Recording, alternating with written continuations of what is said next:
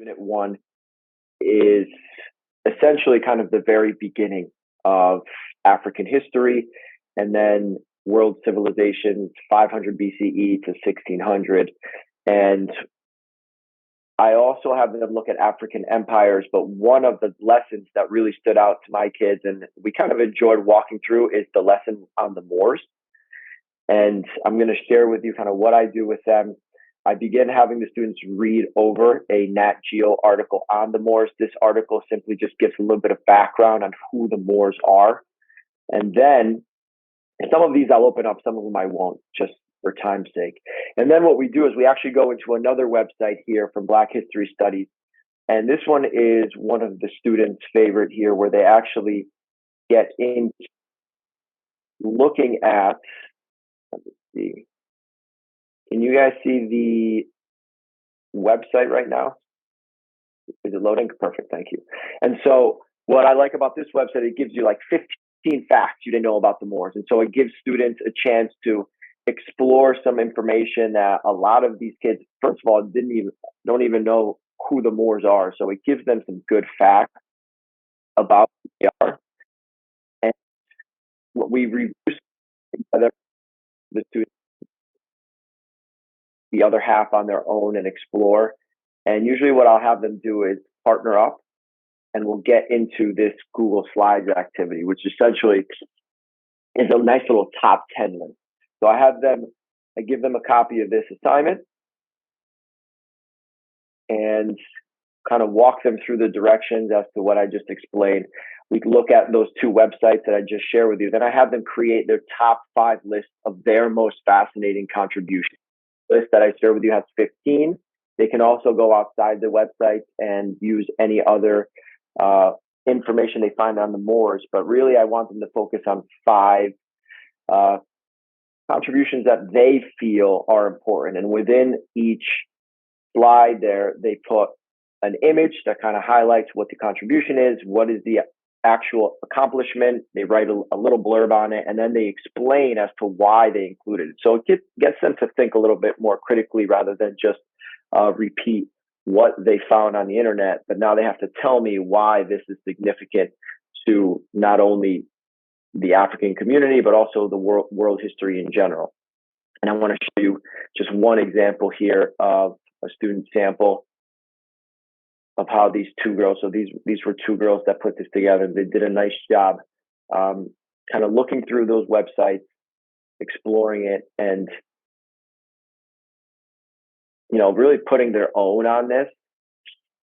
So they gave their little title slide there, and then they chose as their number 5, advanced architecture and construction. And so there's the images, there's the little information. Then they looked at paper making, Arabic numerals, irrigation and agriculture, and public education. And so they give a little bit of that information, and then they explained why that might be significant, allowing modern day society the privilege and opportunity of having some knowledge. And so it just gets them to dive a little bit into who the Moors were, but at the same time, it gives them their own position, their own creativity on that topic. Because what I did notice, this unit is usually one of out of all of the units, the ancient history stuff is usually the parts where some of the students tend to, not be as engaged in. And so if you have them kind of give their opinions, have them explore kind of stuff that they're interested in, that seems to, keep them engaged a little bit more. Any questions on Unit 1? This activity from Unit 1? And again, please feel free to use any of these activities, turn them into what, fits into your classroom. I know if you are teaching this course, you're probably on the, Unit 2, Unit 3 of Latino history at this point, probably turning to Unit 4 soon. So maybe for next year, adjust what you need to adjust. So Unit 2, one of my favorite things, one of the favorite topics within Unit 2 is the Haitian Revolution. And I like teaching this one because students really don't know much about it. It's one of those revolutions we don't really talk about, depending on what district you come from. Some middle school world history courses kind of either skim through it or don't really get into this specific revolution. And so what I like to do with this assignment is I give them, again, I like to give them a little directive on the presentation piece. So I'll give them what is the Haitian Revolution, and I start with giving them some background on it. So at the very beginning, we have to find where Haiti is, because a lot of these kids don't know where Haiti is, one, and they know it's somewhere in the Caribbean, but a lot of times they confuse it with the Dominican Republic.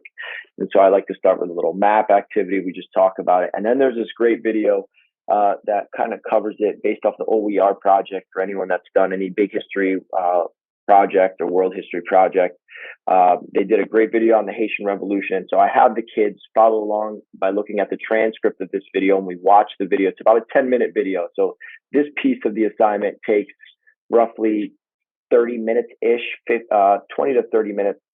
And then I have them create their own Haitian Revolution overview slides. Like they are teaching a class and they have to explain what are the most significant pieces. Now, depending on the level of the class, usually I teach both an honors and a non-honors version of this. So usually an honors version, I might be a little bit more generic, or maybe even leave these topic pieces out. But for my non-honors, I give them, these are the topics that I want you to hit on, and what are the specifics of each. Then they just have to give me an image. So now they're kind of just creating their own presentation. And this lesson usually does take, I give them 2 days for this. So the first day is really kind of gathering that background information for themselves. And then that second day, they go into creating their own presentation. And if I did have that third day, I would love to have them present it if you do have that luxury of the time. I know that a lot of times I have to cut the presentation piece of a lot of my activities because of just time constraints. And so what I'll share with you one sample that one of the students put together. And so they, again, I love doing these little presentation bits where they can kind of go off and do their own creative aspects to it. They'll really put their personality onto it. So they have their title, they focus a little bit on the geography, and all this information either comes from the video or they are allowed to kind of go off and do a little bit more exploring on their own. And they focus on the social structure, the ceremony of Boy Caiman, Toussaint, the great chance to also practice your French in class, French Empire, Napoleon. We look at kind of some important people with declaring independence, the post-independence struggles. And a lot of times what's great is you can find many recent current day articles. I know New York Times has a great one that looks at the struggles of Haiti that they find all the way back to the Haitian Revolution and kind of the treatment that they've had. And we have a big discussion about that when we get to the post-independence struggles. And then the importance and legacy of the Haitian Revolution. And I really like to give these kids the important time to get into the Haitian Revolution. One, because they don't have that background. Many, like I mentioned earlier, don't even know where it is on a map, and they don't know the role that it plays within not only African American history, but also Latino history, because this is one of those revolutions that's going to spawn the Latin American revolutions against Spain. And they're going to look at Haiti, they're going to look at the United States to give them their courage, their guidance. And so this is why I love kind of going deep into detail with the Haitian Revolution. So Unit 3, I like to do a lesson. This one is on Black literacy, organization, and liberation. So basically the fight and resistance of slavery and the fights for liberation within this time period, 1820, 1865. So really you're building up to the Civil War. And I like to just focus on John Brown. He's one of the characters in history that I also teach juniors in U.S. history, and we don't really talk about John Brown, just the nature of the curriculum. And so this is a great place to, introduce who he was. I always like to bring up, if you can tie anything back to Connecticut, he was actually born in Torrington, Connecticut, for those that did or did not know. He ends up moving fairly soon within this early childhood. He goes off to Ohio. But then we look at a little video clip, and this activity, I actually like to look at some documents. And what I do with this one is I gave him a graphic organizer, and within here we analyze 4 different excerpts of John Brown newspaper articles. So what they do is they look at specific sources and then they fill out the organizer. And then I just have them reflect on a couple of these questions. How did the newspaper coverage of John Brown's raid and the aftermath differ? And then why did it differ? And kind of focusing on the fact that one is pro-slavery and one side is anti-slavery. And then I have them just reflect based on the articles, the videos. Was John Brown a hero or terrorist? Explaining, because that's the big controversy with John Brown, depending on how they kind of see it, and they support it with a lot of their, their ideas. And then we John Brown really finalizes, at least in Unit 3, depending on how you build it. I go into a VC's rebellion. We talk about Gabriel's rebellion. We go into the Amistad. So we do a lot of resistance. We focus on some of the examples of resistance. And so all of this, John Brown really builds up to the Civil War. And then we get into the Emancipation Proclamation in Unit 3 as well. So jumping into Unit 4, are we good with Unit 3? Any questions with that? Sorry about that technical difficulty there. I think we're back on track. Okay, so Unit 4 looks at the long history of equality, basically from post-Civil War to 1915, 1920. And what I like about this is it really goes into post-Reconstruction. And the way, when I was putting this together, the activity that I put together, this Netflix project, really came because I needed a way to get through Unit 4 in a quicker fashion, because I didn't have 2-3 weeks to cover it. So I wanted to spend a solid week on having the kids kind of go off and kind of do their own kind of project-based learning style here. And so what they do is, and let me load up here the directions. And so I have them basically just look at all of Unit 4, and then they have to create for themselves a Netflix series on this. And they don't actually have to record anything, but they have to do a lot of the research, and then they have to put together the template, which I'll show you. And so really the big question they're looking at is, how was Reconstruction a success and or a failure? And so what they do is they look at these 4 pieces of the unit. So if you had the time, I mean, I would probably spend at least a day on each one of these topics.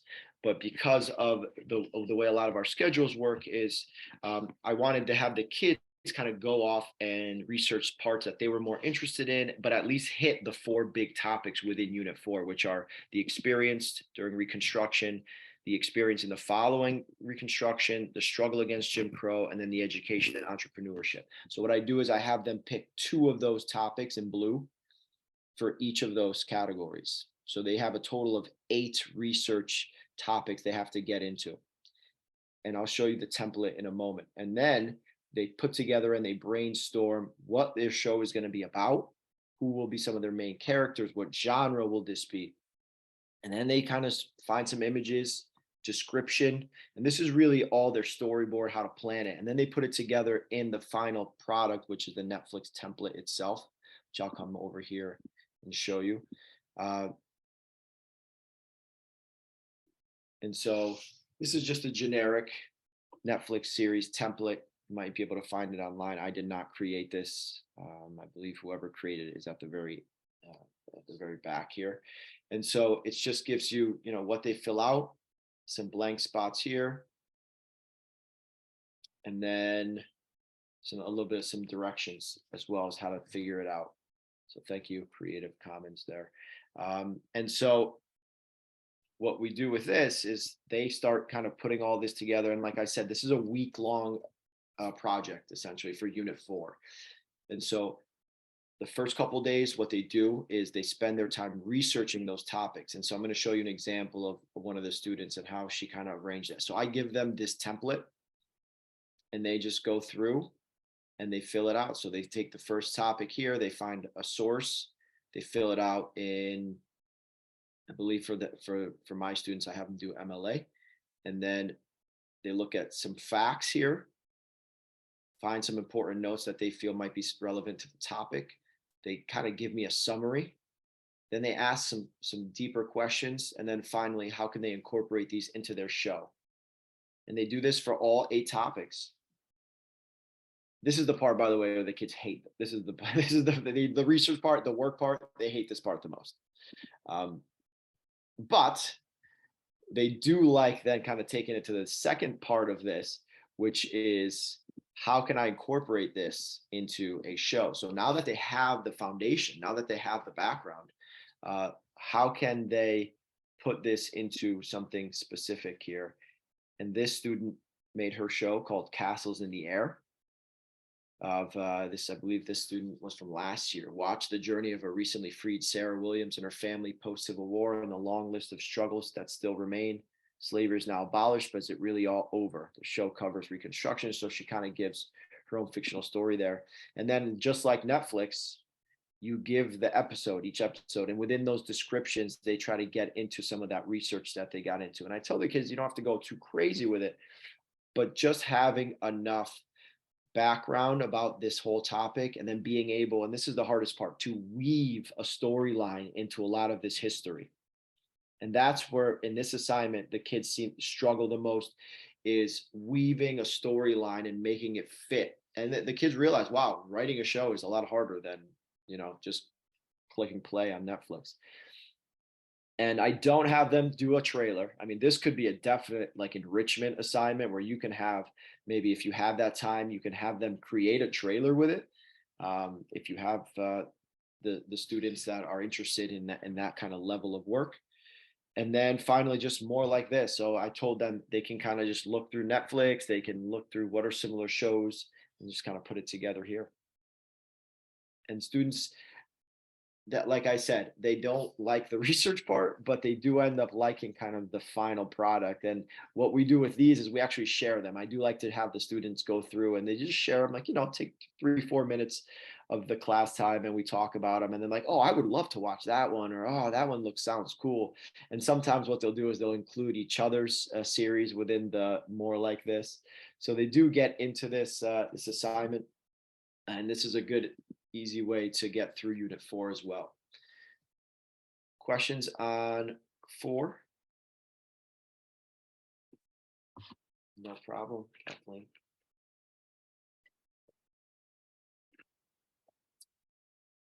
Okay, let's jump right into 5, and then I'll try to get through the Latino piece as well. So African American semester 5 looks at just the Black movement for equality. One of the segments in there is the role of women and how they've pushed organizing the fight for equality, especially in the civil rights movement. And what I like to do with this one is I always try to bring it back to their focus. And so we mentioned Ella Baker a little bit. We talk about Mamie Till, but then I want them to look at some research of who are some African American women within Connecticut that have played a role in kind of pushing the envelope for not only women in Connecticut, but African American women, and kind of making a push for equality and contributions and accomplishments within their state. And so I have students look through a couple websites to see if they can find a name that stands out to them, that they're interested in doing a little bit more research on. And then they create a little biographical poster that highlights the contributions and accomplishments, excuse my dog, her name, relevant image, the symbol, creativity. And then I like to throw in a little technology curveball at them where they have to make a little QR code.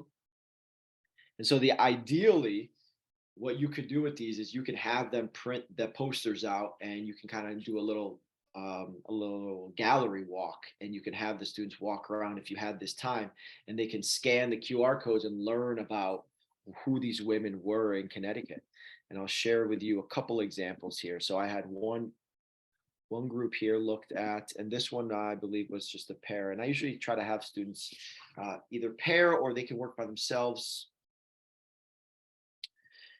And this student created a little poster on Anakanani Rose. And if you were to actually do the QR code on your cell phone right now, what you would hear is you would hear a student talk to you about Anakanani Rose. So she would say Anakanani Rose, blah, blah, blah, and kind of get into her life. And one of the things I love about this course is how much I learn as much as the kids. One of the things I learned about this one was she was the voice of Tiana. My daughter went through a phase where she was obsessed with The Princess and the Frog, and so I was like, oh, well, that actress is from Connecticut, so that's crazy. So they did this actress here, and then I had another group here did Marian Anderson. We're in Danbury, so there's a Marian Anderson house there that the kids, I think in elementary school, they walk through. And so once again, you have the QR code here where the students go through and talk about who she was and some of her accomplishments. It's just to give some variety to some of these assignments. You know, a lot of times the writing on a Google Doc, the kids get a little tired of it. So I just always try to keep them engaged in different ways. And so just recording themselves is just another way for students to be able to express their learning through a technology form. And the kids like to kind of they like that process of the QR code. And then I'll finish up here with African American Semester Unit 6. This one is one of those where I did have to do some time constraint, and I kind of combined this idea of the systemic racism that exists within our society with African Americans, looking at the racial disparities in housing, healthcare, and education. And what I put together here was essentially something that looks at housing. Okay, and I got these from a variety of different sources, and then healthcare, and then education. And so they're the sources where all that information is from. And what we do is we actually had a parlay discussion. For those that are not familiar with parlay, it's basically an online kind of debate platform. And I'm going to show you here what it looks like. And so what I had students do was, what was the length of their audio recordings? I think it was like 30 seconds to a minute. That poster assignment, I believe, we started that in the one class period, and they finished it up either for homework or I think the next day in class. So it wasn't more than 2 days. So once we go through this systemic racism slides, and some of it, depending on the time, depending on the class, sometimes I'll have them go through it themselves and they'll write like a little note for each slide. Sometimes I'll kind of walk through some of it with them, but it should take you no more than like 20 to 30 minutes, depending on what you can do with it. And then that second half of class, my classes are 1 hour. I'm sorry, I didn't think I mentioned that. And so the second half of class, we kind of go off and just, instead of a debate in the classroom, we have a little, conversation on this parlay. And so what you can do with this platform is I give them some discussion questions, and then which ones looking at the solutions and where can they make some personal connections. And then I have them reflect on someone else's post, kind of elaborating on what they were saying or providing evidence of what they saw someone else say. And I love this platform because one of the things I like about it is the anonymity. So you make all these people, you don't know their names. So a lot of the students, if they're afraid to kind of share out loud in public, they're at least a little bit more open with this. And a lot of these topics can be a little bit personal. And if they feel comfortable writing it by at least not people knowing who they are, it's a great way for students to share their ideas and thoughts. And then they kind of go back, and then I just go in there and I take a look and I give them a little grade on their participation, their quality of what they wrote. And so it's a great way to at least have a conversation about some of the systemic racism that still exists today. And that one, I believe, is from 6.4. there any questions on anything that I've covered? So far we've gone through semester one, and we'll jump into semester two.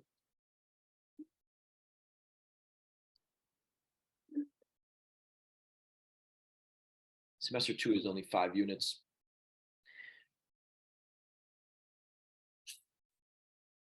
And I'll try to get through these fairly quickly, and then see if there's any conversation that anyone has any questions or thoughts. And like I said, please feel free to use any of these. So Latino semester one of my favorite assignments of the whole course is this TikTok projects that we've done. If you've ever seen me talk about this course somewhere else, I've probably showed this assignment. This is the students, some of their favorites. And so what they do is they do a very mini, small TikTok video. It has to be under a minute, longer than 15 seconds. Most of them use TikTok. They don't have to use TikTok. They can use just a regular phone, record themselves, and then edit it. CapCut is another big one. I mean, depending on where our government goes in the next year or two, this might be called just a video project. Anyway, so what they do is they just explain some terminology with what is Hispanic, Spanish, Latino, and then their position on Latinx. And they kind of give their own flavor. And I give them a little mini rubric here. Yep, flip grade would be another great one. Absolutely. And I'll share with you. This is one of the ones that the students, one of my students did. And let me see if I'm sharing this sound. This is the part I always mess up on. Let's see, share sound. There we go. Okay.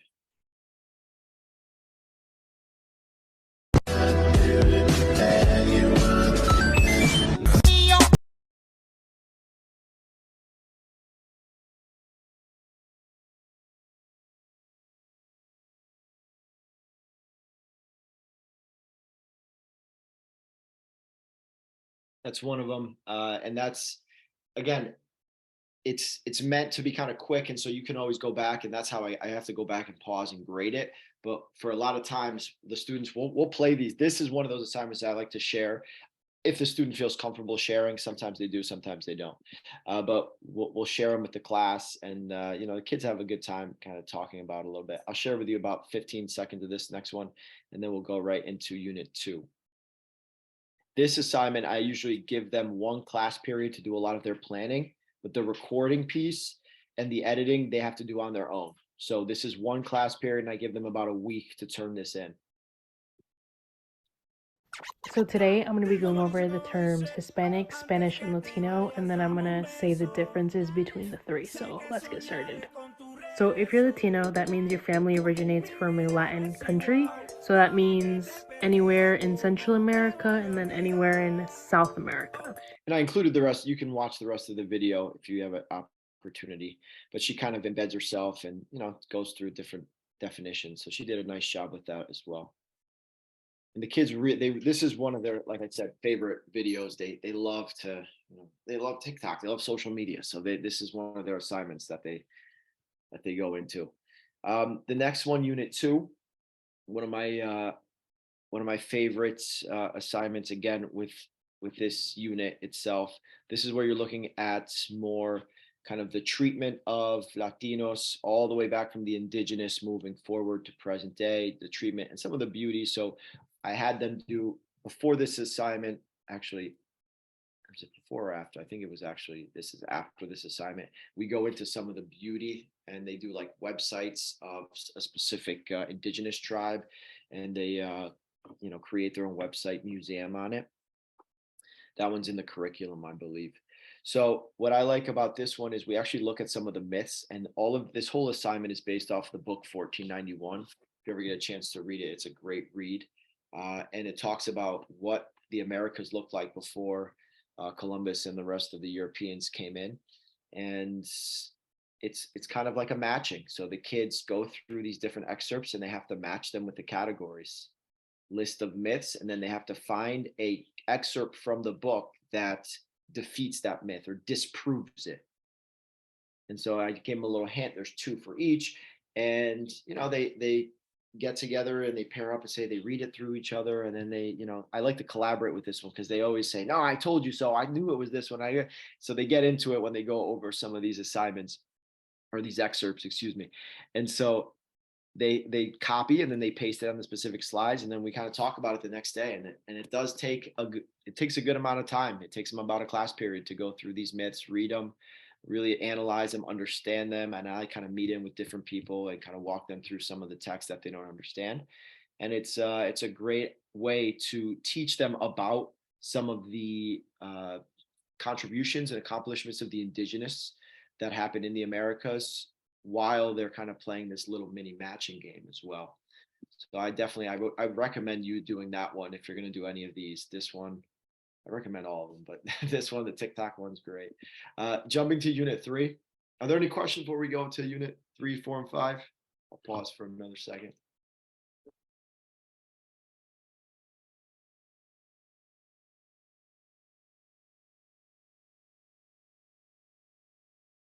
Okay, so unit 3 is about sweat. So it's really about the economic piece of Latinos in our history. And what we start looking at is there's a piece in 3.1 in this unit that I when I kind of put this unit together, there was an identity piece that kind of came out.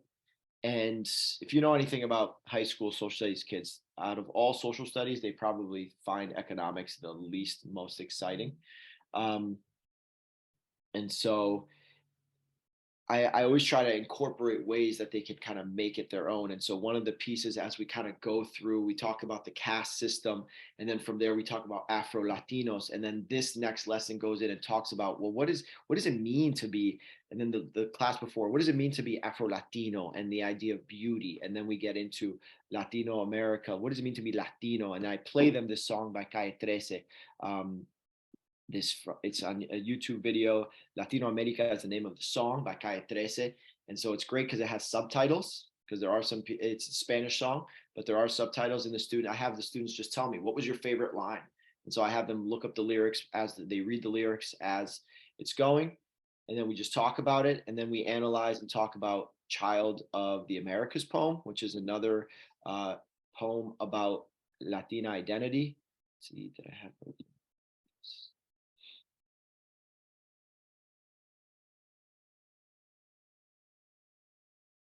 And so this one is called Child of the Americas by Aurora Levins Morales.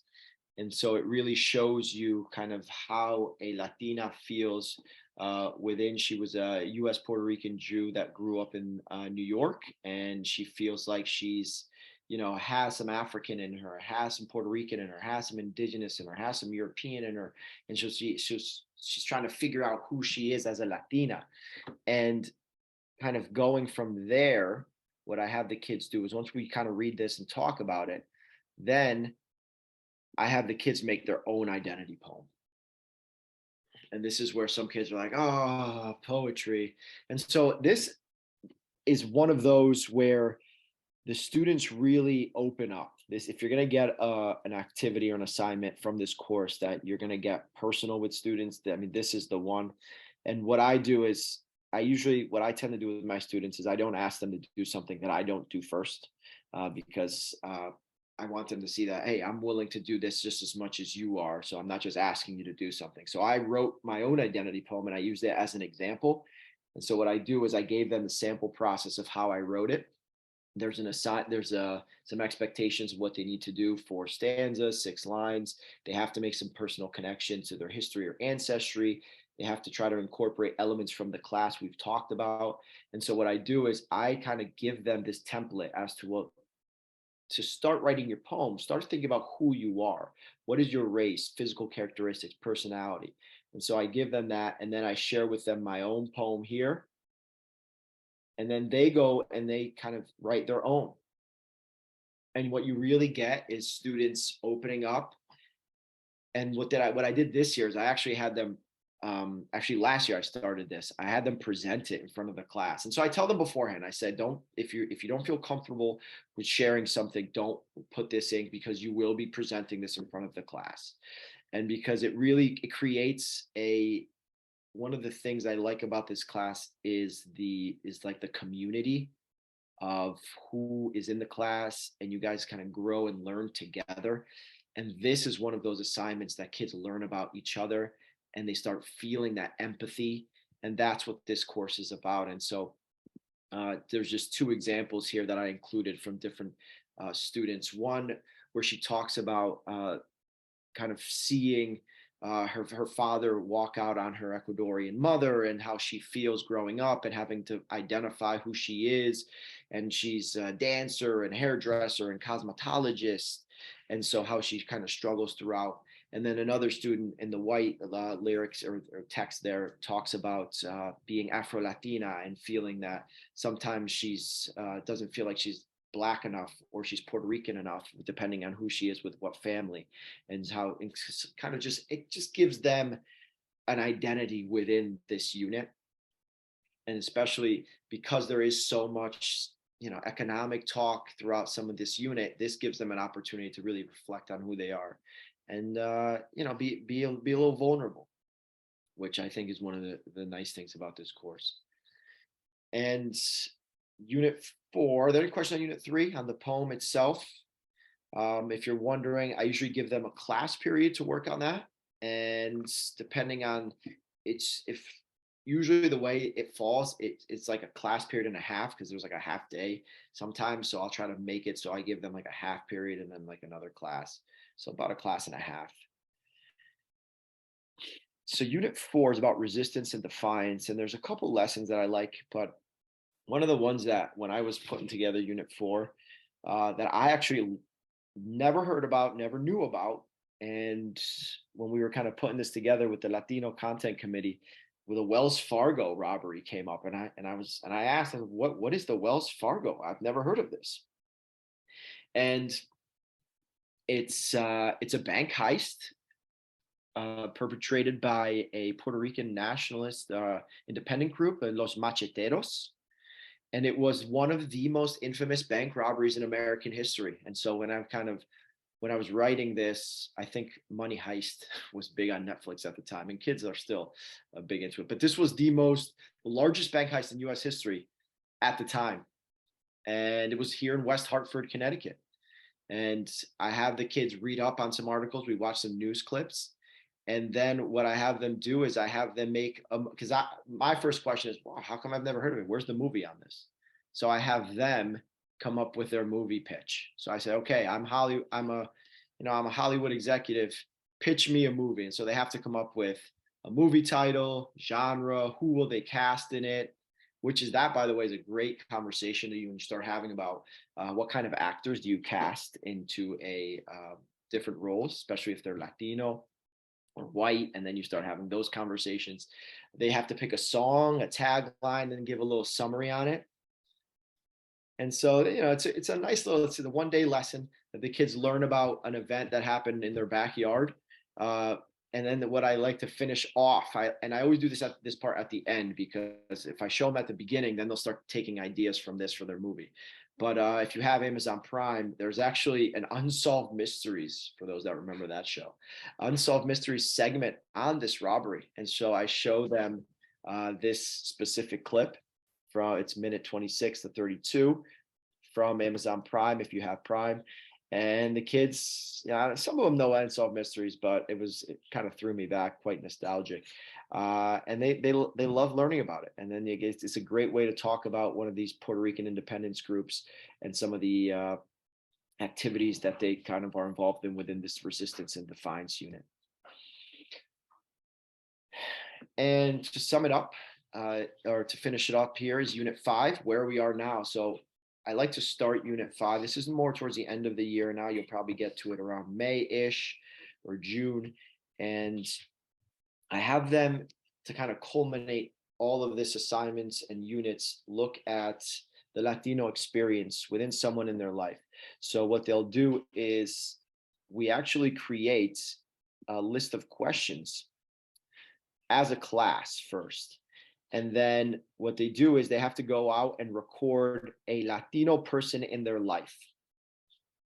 Now, you can do this any way you want. What tends to happen is a lot of them, especially if they are Latino, will focus on a family member, which I don't have a problem with that. Sometimes if you want them to go out and find a specific group like community members, whether it's business owners or other active members in the community, teachers, etc.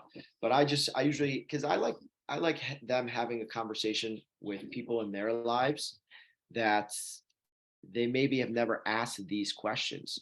And what ends up happening is these are the questions that the class comes up with. I don't give them these questions. This class, we came up with these questions, and then I have them say, okay, out of the 15 questions we make in class, I want you to come up and interview someone. It's like you just record it. You don't have to do anything special with it. You don't have to make it a podcast. You don't have to make this video. Just a quick recording. And what you'll see is people really learn about the Latinos in their lives, whether they're Latinos or non-Latinos.